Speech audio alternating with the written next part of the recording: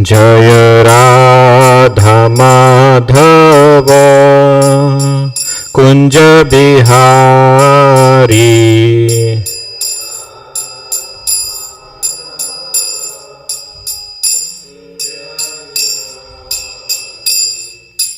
गोपी जन वल्लभ गिरिवर धारी।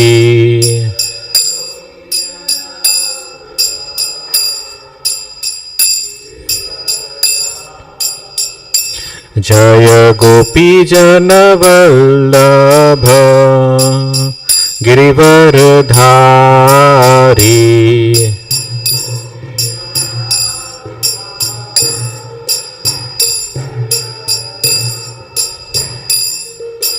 यशोदानंदन ब्रज जन रंजन।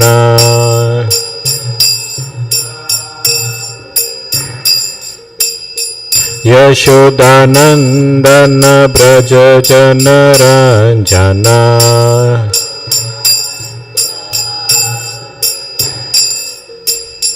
यमुना तीरा वनचारी।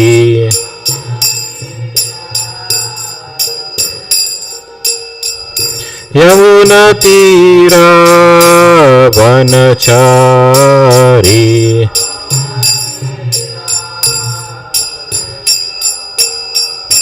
जय राधा माधव कुंज बिहारी।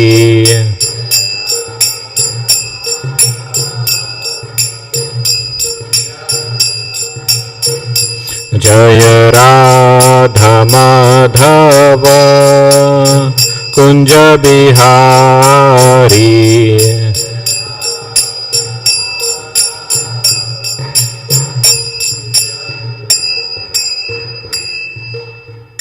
श्री हरिनाम संकीर्तन की जय। अनंत कोटि वैष्णव वृंद की जय। श्रील प्रभुपाद की जय। ओम नमो भगवते वासुदेवाय। ओम नमो भगवते वासुदेवाय। ओम नमो भगवते वासुदेवाय। नारायणं नमस्कृत्य नरं चैव नरोत्तमं देवीं सरस्वतीं व्यासं ततो जयमुदीरयेत्। नष्टप्रायेषु अभद्रेषु नित्यं भागवत सेवया भगवती उत्तम श्लोके भक्तिर्भवती नैष्ठिकी। कृष्णाय वासुदेवाय देवकी नंदनाय च नंदगोपकुमाराय गोविंदाय नमो नमः। So reading from Srimad Bhagavatam, Canto 11, Chapter 7, Text number 21. Purushatve cha mam dhira Sankhya Yoga Visharada Avistaram Prapashyanti Sarva Shakti Upabrimhitam. पुरुषत्वे च मां धीरा सांख्य योग विशारदा आविस्तारं प्रपश्यन्ति सर्वशक्ति उपब्रह्मितम्। पुरुषत्वे च मां धीरा सांख्य योग विशारदा आविस्तरां प्रपश्यन्ति सर्वशक्ति उपब्रह्मितम्।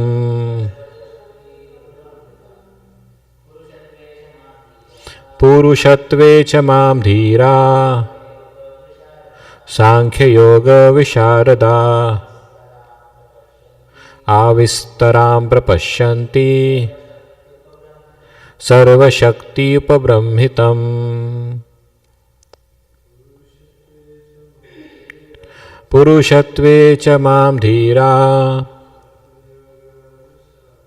Sankhya Visharada Avistaram Prapashyanti Sarvashakti Upabrahmitam. Matajis.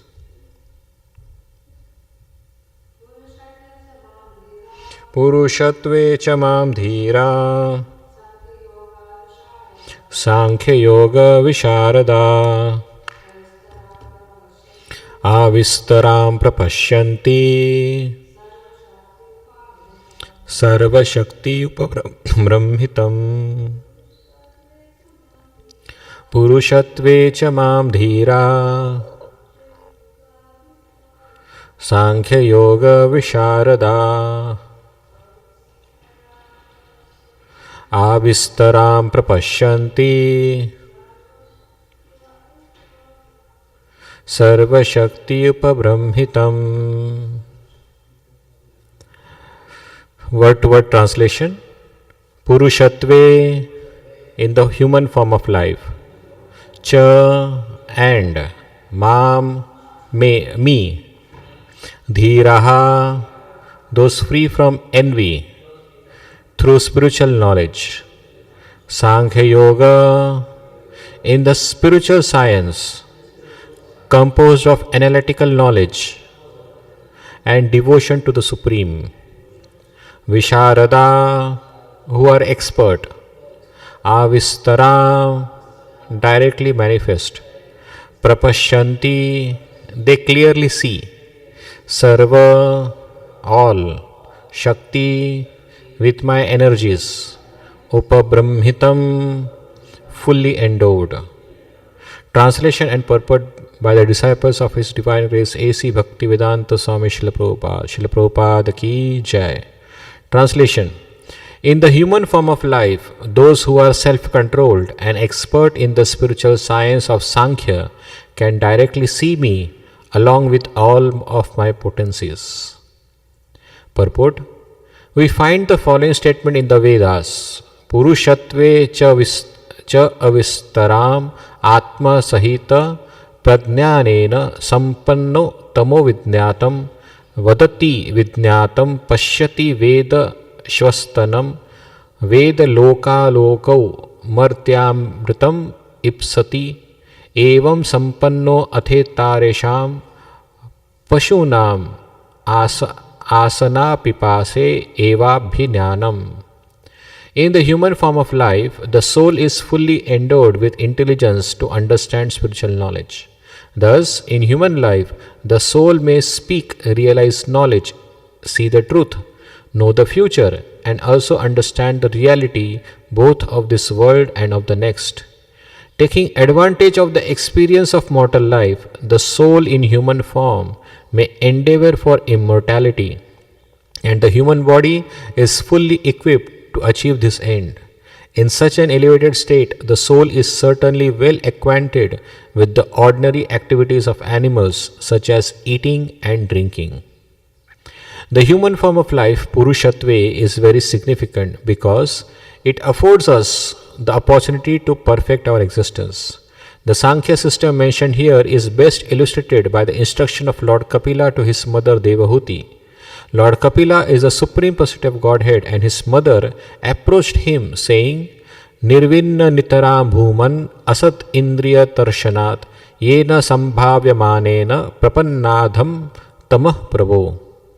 I am very sick of the disturbances caused by my material senses, for because of this sense disturbance, my Lord, I have fallen into the abyss of ignorance.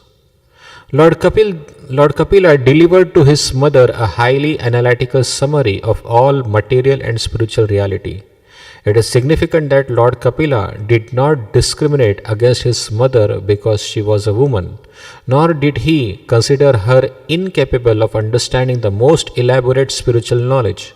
Thus, In a Krishna conscious society of liberated souls, any man, woman, or child may become a great devotee of Lord Krishna without discrimination.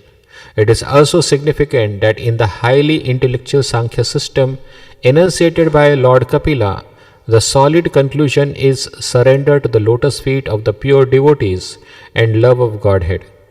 In Lord Kapila's instructions in the third canto of Srimad Bhagavatam, he emphasizes the need to take shelter of the pure devotees of the Lord. In the present verse, Lord Krishna says, Sankhya Yoga Visharada, those who are expert in taking shelter of the pure devotees and who can thus understand the actual situation of this world are able to see Krishna in his personal form, along with his internal and external potencies. A spiritual master becomes bona fide by his full surrender to his spiritual master. But as explained in this chapter, one may also act his own guru. This means that an intelligent and perceptive person can understand the nature of this world and his own limitations. Such a person then becomes very much inclined to associate with the pure devotees of the Lord and to receive the mercy of those who are advanced in Krishna consciousness. According to Srila Vishwachakra Thakur, Sankhya Yoga, as described here, refers to the rigorous intellectual progress of the Jnana Yoga system along with the devotion of Bhakti Yoga, which emphasizes the mercy of the lotus feet of the pure devotees. Actually, Jnana Yoga is a factor in the Bhakti Yoga system. Since Krishna is Jnana Gamya, or the goal of all knowledge, the Lord also says in Bhagavad Gita that he personally enlightens a sincere devotee with all knowledge. In this chapter, Lord Krishna is training Uddhava to see the Lord's personal form in the course of his daily experiences in the material world. The Lord has already indicated to Uddhava that he will travel throughout the world in samadhi or trance, and now Lord Krishna is preparing Uddhava to travel as a true sannyasi, seeing the personality of Godhead everywhere. Hare Krishna. So, we'll recite Mangalacharan.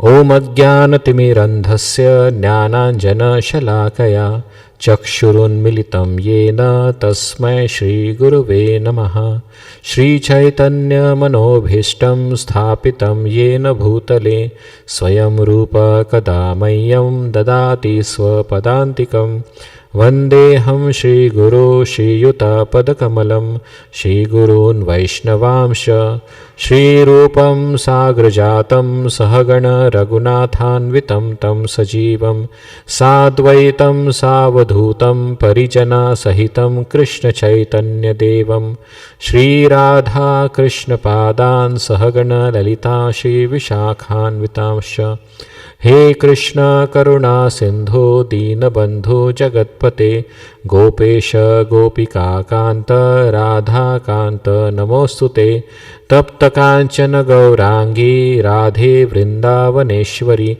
Vrishabhanu Sute Devi Pranamami Hari Priye Vancha Kalpatarubhyascha Kripa Sindhubhya Evacha Patitanam Pavanebhyo Vaishnavebhyo Namo Namaha Jai Shri Krishna Chaitanya Prabhu Nityananda Shri Advaita Gadadhara Shivasadi Gaura Bhakta Vrinda Hare Krishna Krishna Krishna Hare Hare Hare Rama Rama Rama Hare Hare. So we are reading from Srimad Bhagavatam, Canto 11, entitled General History, Chapter 7, Lord Krishna instructs Uddhava, text 21. I will read the translation again. In the human form of life, those who are self-controlled and expert in the spiritual science of Sankhya can directly see me along with all of my potencies. Hare Krishna.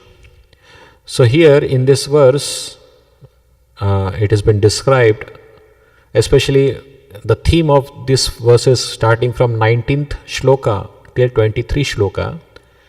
Lord Krishna is explaining that how much human form of life is so valuable. And Krishna himself says in the next verse that among all species of life, he is very inclined toward this human form of life. Is very dear to him. This human form of life is very dear to him. And he gives a reason why also. He says, because only in this form of life a person can understand who is God, what is the purpose of his life, who he actually is. So all these questions can be understood only in the human form of life. In other form of life, it is not possible. So that's why in the previous shloka, Lord Krishna instructs Uddhava that he can understand God or the purpose of life just by simply observing this material nature also. And in that way, he can learn from this nature the real truth of life. He can also become his own guru. Prabhupada, the translation instruct, an instructing spiritual master. That means one can observe the material world around and learn certain lessons from those observations. But there is some problem in that instruction also. Madhvacharya explains that one should not misuse this verse by saying that there is no need of spiritual master. I can myself become my own guru by observing the things and I can understand everything. So there is always a sense of extremeness that is always there. So let us discuss on those aspects. Today we will see a few examples by which we have seen that how people, just by observing their surrounding, their environment, they have come to the real conclusion of life. So in the same Bhagavatam, a story of Avadut Brahmana was given. Discussion between Avadut Brahmana and a Yadu prince is given. But since we are going to discuss those things, I will discuss one more story about Lord Buddha. Lord Buddha, who is the Supreme Personality of Godhead, he himself has come to the conclusion of the real facts of life just by observing his surrounding. As we all know the wonderful story that Lord Buddha, till his youth, he was completely protected by his parents in the boundary wall of his palace life, thinking that he may renounce by seeing the miseries of this world. So the Buddha's parents thought that it is better for him to not see the miseries of this world, because it is quite natural by seeing the miseries of this world one becomes detached of this world. But as the destiny unfolds, Lord Buddha, when he was roaming around in his kingdom within the walls of his palace, desired that what is there beyond these walls, because in his whole life he have never seen those things. So he asked his chariot driver, he said that please take me outside these walls because I want to see what is there outside this wall. Even though this chariot driver, because he was been ordered by the king not to take Buddha or Gautam Siddhartha, it was his previous name. So he was very much reluctant to go out because it was the order of the king. But by the insistence of Siddhartha Gautama, he took Buddha outside of the palace walls. So when he came outside of the palace wall, he saw few people. First, he saw a person with a deceased condition. Since Buddha never saw any person who is deceased, he asked his chariot driver, who is this person who seems to be very crippled, who seems to be very weak? I have never seen such person. Please tell me the truth about this personality. Then the driver said, oh, this person is very sick. He is suffering from a disease. And everyone in this world has to go through this suffering. Hearing that, Siddhartha Gautama thought for some time, and then he asked the driver, does it mean I also have to become sick? Will I be also sick? Then driver said, yes, everybody gets sick. So this really shocked Siddhartha Gautama. Then they went little ahead further, and they have seen an old person in his very fag end of his life, walking bendingly with the help of a stick, hardly walking few steps and getting tired. Gautam Siddhartha saw that situation for the first time, because he has never seen any old person in his palace. So he asked his driver, who is this person? I have never seen such people. So driver said, oh, this is an old man, and it is quite common for a person to become old. So Siddhartha asked, does it mean that I will also become old? So driver said, yes, everybody has to become old. Even you will become old.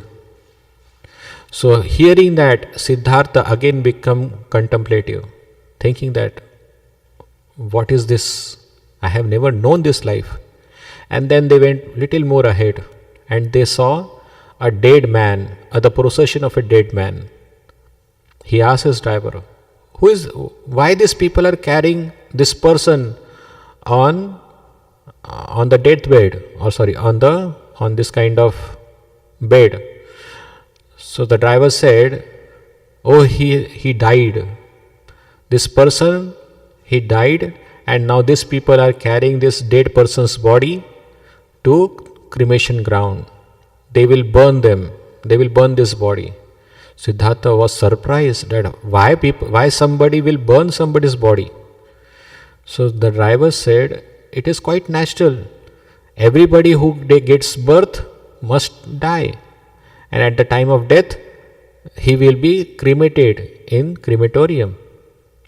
So Siddhartha asked, does it mean that I also have to die? The driver said, yes, everybody dies. So after thinking all this situation, he was very much perturbed in his mind. He was thinking, what is this life is all about? So much disease, so much old age, so much suffering of death. What is this life? And he was so much contemplating, and then after moving ahead for some time, he saw a sadhu, a sannyasi in saffron robes. And he asked his driver, oh, who is this person in saffron robes? Shaved head, without any possession. Who is this person? He looks very peaceful, he looks very calm. Who is this person? I have never seen such personality. Then the driver says, oh, this is a sadhu. This is a person who have won over the tribulation of the material life. He is the person who has given up all the miseries of this material world and become very peaceful in his life. Hearing that, Buddha said, Gautam Siddhartha said, can I also become peaceful like him? Driver said, yes. Everybody who practices spirituality becomes peaceful in his life. No more miseries remains in his life. After hearing this, Gautam Siddhartha became very happy, because when he saw previously the 3 incidents, he became perplexed about the insecurities of this material world. But when he saw a sadhu, he got a hope, and then he said to his driver, I will also become a sadhu. I don't want to live a life of perpetual misery. So you can go away, you can go back from here. I will go with this sadhu to become a sannyasi. So in the story of Lord Buddha, this is a very famous story. But what we learn from this story? As Krishna says in the previous chapter, just by observing your surrounding, you can learn many things. And if you are contemplative, if you are thoughtful, then naturally you can understand the futility of this material world. You just need a thoughtful mindset, that's all. And you will understand that how this material world is miserable. Whatever happiness we see all around is nothing but an illusory thing. But not everyone come to the conclusion. Why? Because we see all this thing happening every time. Ahani, what is it? Ahani ahani bhutani gachanti yamalayam. Yudhishthira Maharaj says the biggest surprise of this material world is that everybody see that every now and then somebody is dying. But the surprise is that everybody thinks, oh, I will not die like him, or I will not die now. I will die, but not now. That is the most surprising thing of this material world. So, not everybody is qualified to understand this philosophy of life just by observation. It is not possible. Now, I have gave you the one example by which just by observing your surrounding and environment, you can come to the factual conclusion of this material world. But there is one more person, very famous personality, who also observed this material nature but came to a wrong conclusion. His name was Charles Darwin.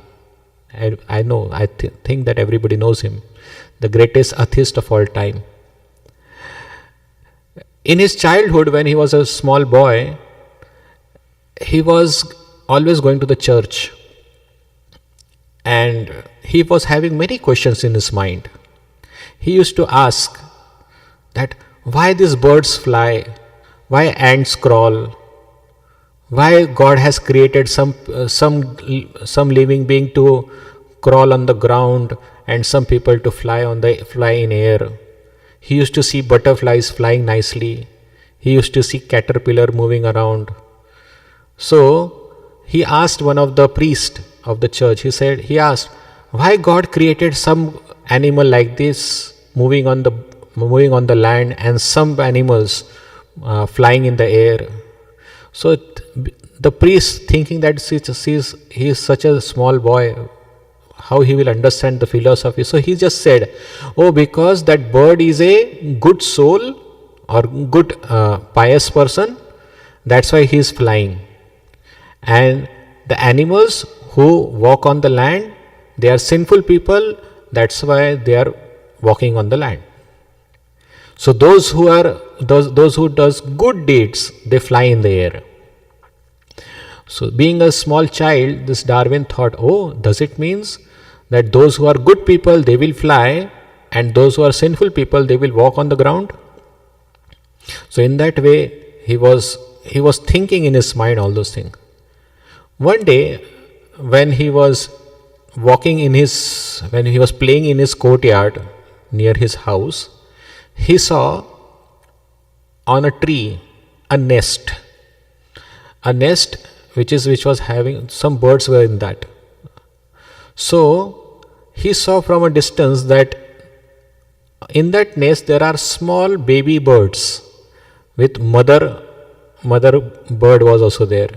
So he got very much inquisitive to see them.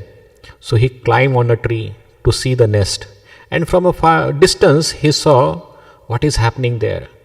So he saw mother bird is trying to help his baby bird to fly, but the baby bird was very small, very tiny.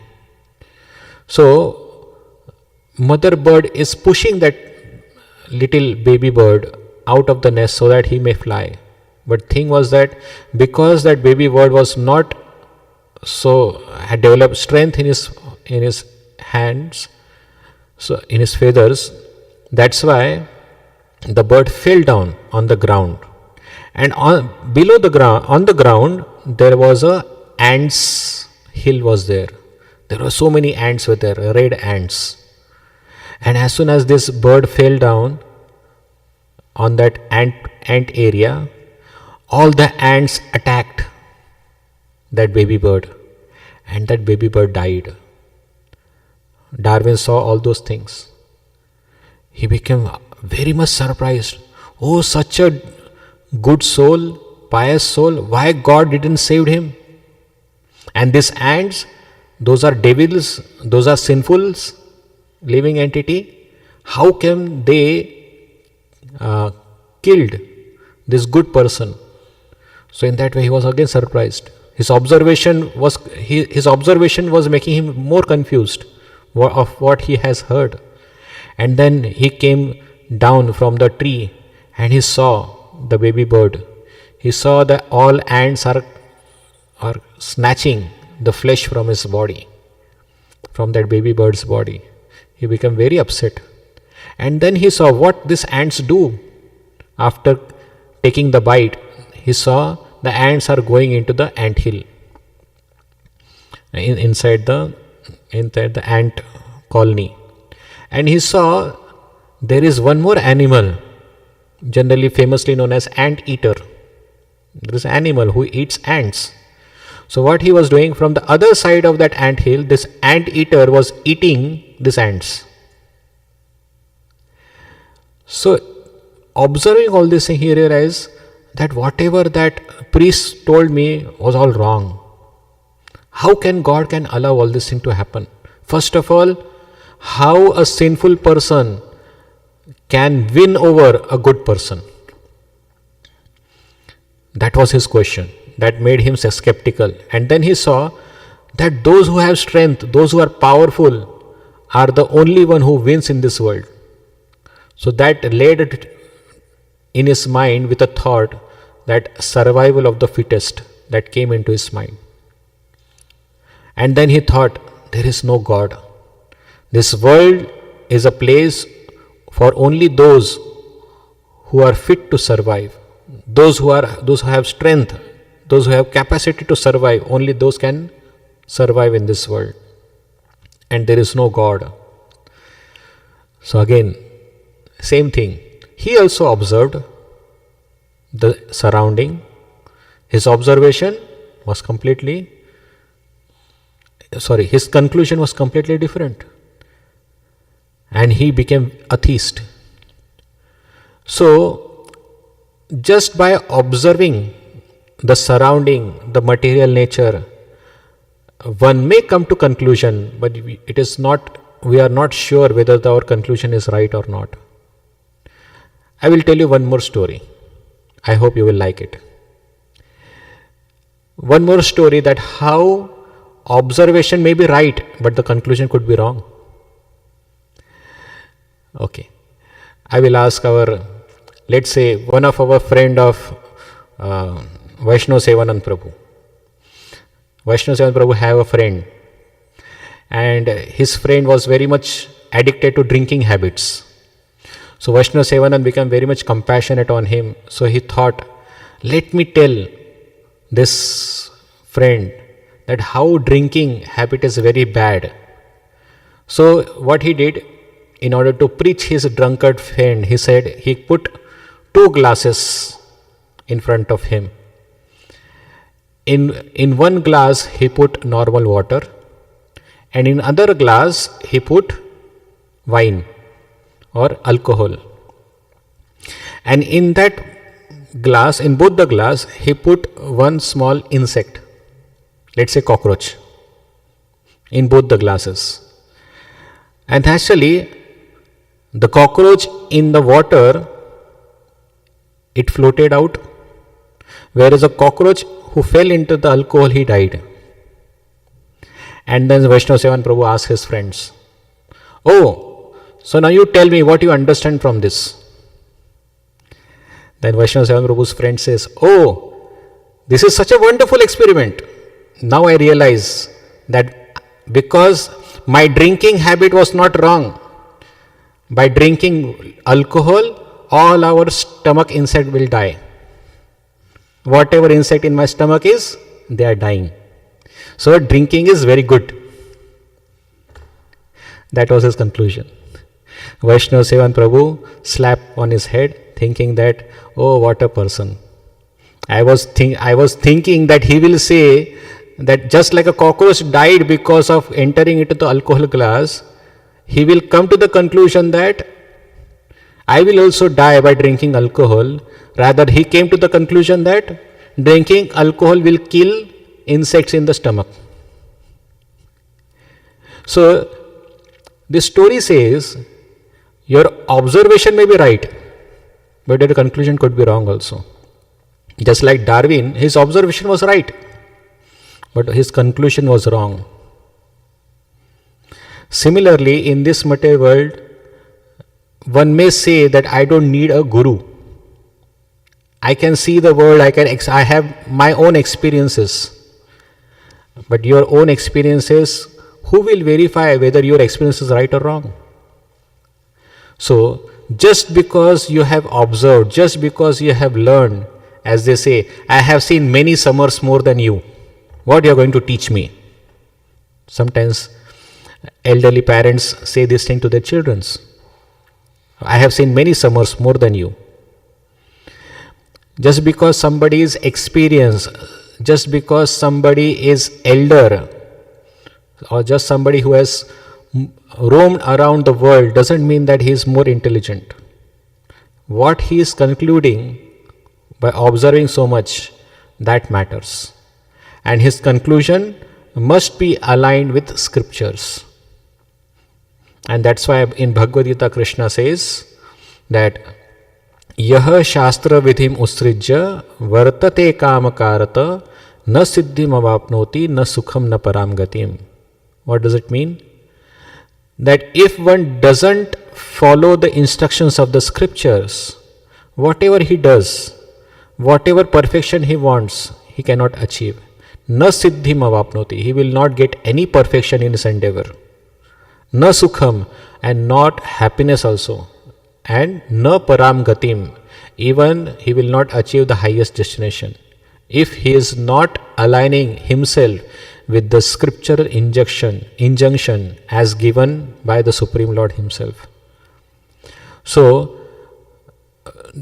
this instruction, as it is said in the previous verse, that Lord Krishna himself says that just by observing this material universe, one can come to certain conclusion, and in that way one himself can become his own guru.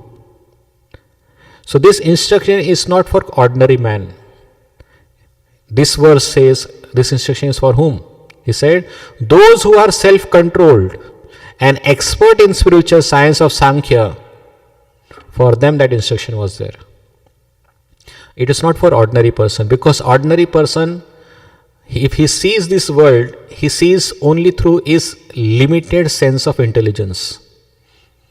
He sees through his emotions, and his intelligence, his emotion, and his mind, which is nothing more than an instrument to help his sense gratification, will not give him the proper conclusion.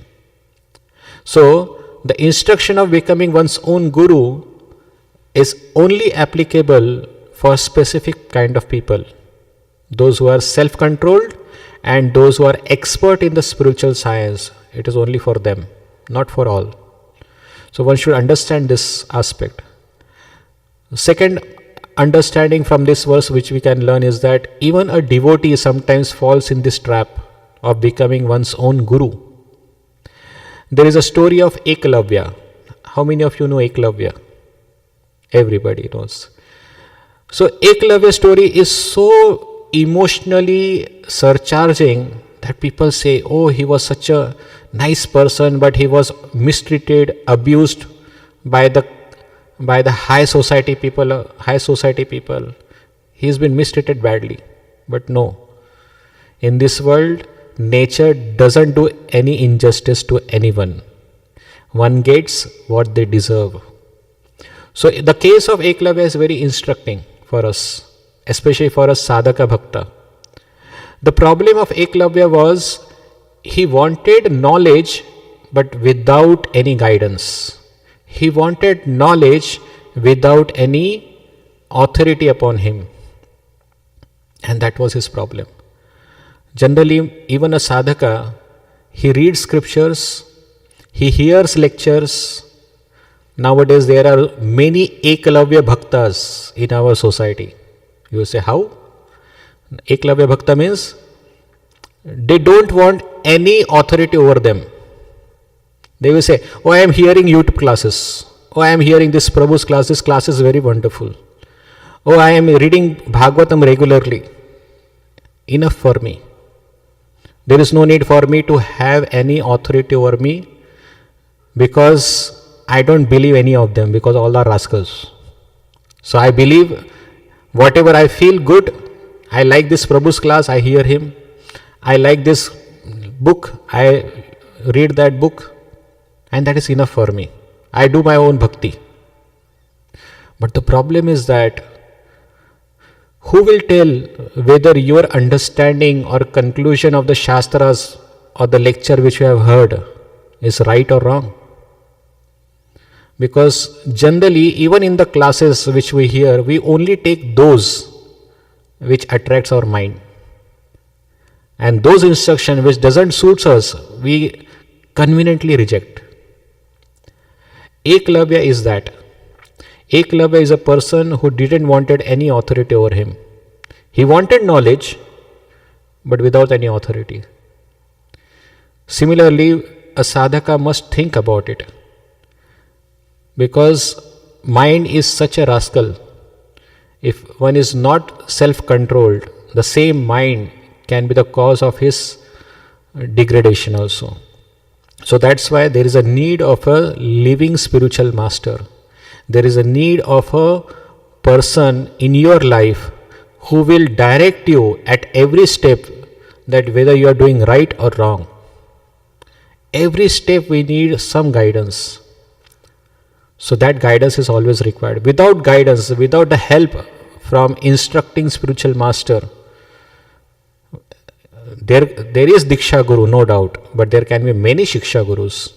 And one must have at least one Shiksha Guru in his life who knows him nicely, who observe him daily about his spiritual practices, who should be accountable for his activity. If one is not accountable for what he is doing in his spiritual life, how he will understand whether he is doing right or wrong activity, whether he is progressing correctly or not, how he will understand. So that's why there is a need of a instructing spiritual master in his life always.